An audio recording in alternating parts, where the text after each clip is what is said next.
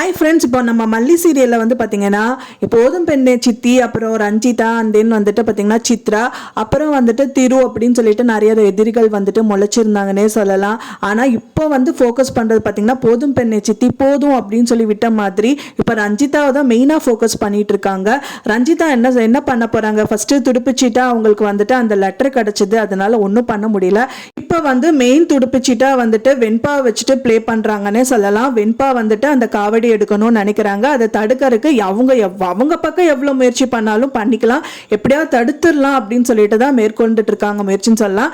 அதுக்கு மெயினா வந்து பாத்தீங்கன்னா இப்போ முளைப்பாறையை வந்து டார்கெட் பண்ணியிருக்காங்க ரஞ்சிதா.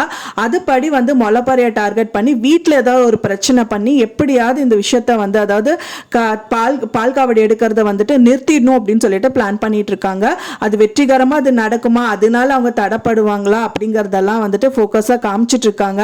இப்பதான் நம்ம சேனலை ஃபர்ஸ்ட் டைம் பார்க்குறீங்க அப்படின்னா மறக்காம நம்ம சேனலை சப்ஸ்கிரைப் பண்ணிருங்க. வாங்க நம்ம சேனலுக்குள்ள போகலாம். ரஞ்சிதா வந்து நம்ம மல்லிகிட்ட டைரக்டா வந்து நின்றுட்டு ஓப்பன் சேலஞ்சே விடுறாங்க. வெண்பா வச்சுட்டே உன்னை வந்துட்டு நான் வீட்டை விட்டு விரட்டுறேன், வேணா பாரு அப்படிங்கிற மாதிரி எல்லாம் வந்துட்டு ஃபோக்கஸ் பண்ணிட்டு இருக்காங்க. அதுபடி வந்துட்டு அதுக்கப்புறம் ஃபர்ஸ்ட் அவங்க எடுத்த சேலஞ்சை வந்து ஜெயிக்கணும் அப்படின்னு சொல்லிட்டு முளைப்பாறையில டார்கெட்டா வந்து ஃபிக்ஸ் பண்ணியிருக்காங்க. முளைப்பாறையை தள்ளி விட்ட பார்த்தாங்க, அப்படியும் வந்துட்டு மல்லி விடலை. ஃபைனலா வந்துட்டு முளைப்பாறையை வந்து முளைக்க வைக்கணும்னு சொல்லிட்டு மல்லி கையால வந்துட்டு அந்த பூஜையும் வந்துட்டு பண்றாங்க. பூஜை பண்ணவே வந்துட்டு பாத்தீங்கன்னா போதும் பெண்ணே சித்தி எல்லாமே வந்து மூஞ்சி காமிச்சிட்டு நின்றுட்டு இருக்காங்க. எப்படியோ ஒரு காமெடி கலந்த ஒரு இதோட வந்துட்டு அந்த பூஜை எப்படியோ வந்து நடந்து முடிந்துச்சுன்னே சொல்ல. அந்த டயத்துல வந்து பாத்தீங்கன்னா கதிரேசன் வந்துட்டு ரஞ்சிதாக்கு கால் பண்றாங்க.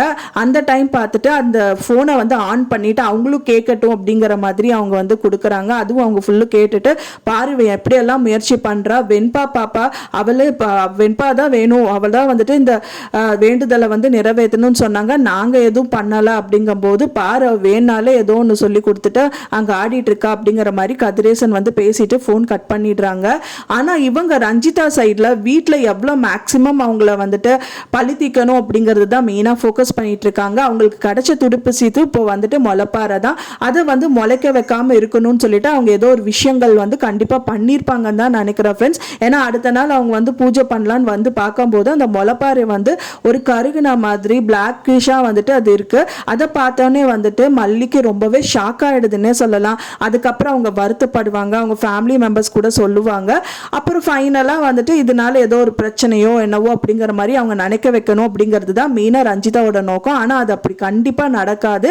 வெண்பா வந்து ரொம்பவே ஸ்ட்ராங்காக இருக்காங்க, அதனால வந்துட்டு காவடி எடுத்தே ஆகணும் அப்படின்ட்டு அவங்க இருக்காங்க. ஸோ இதெல்லாம் வந்து ஒரு பெரிய பிரச்சனையாக வந்துட்டு அவங்க எடுத்துக்க மாட்டாங்க.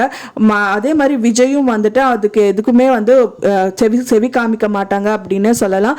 ஃபைனலாக வந்து பார்த்தீங்கன்னா அவங்க கண்டிப்பாக வந்துட்டு அந்த காவடி எடுத்துட்டு ஆடுவாங்க அப்படிங்கிறது தான் வந்துட்டு நடக்க போகுது. அது எப்படி நடக்கும் அப்படிங்கிறது தான் வந்துட்டு மெயினாக எபிசோட்ஸில் வந்து காமிச்சிட்டு இருக்காங்க.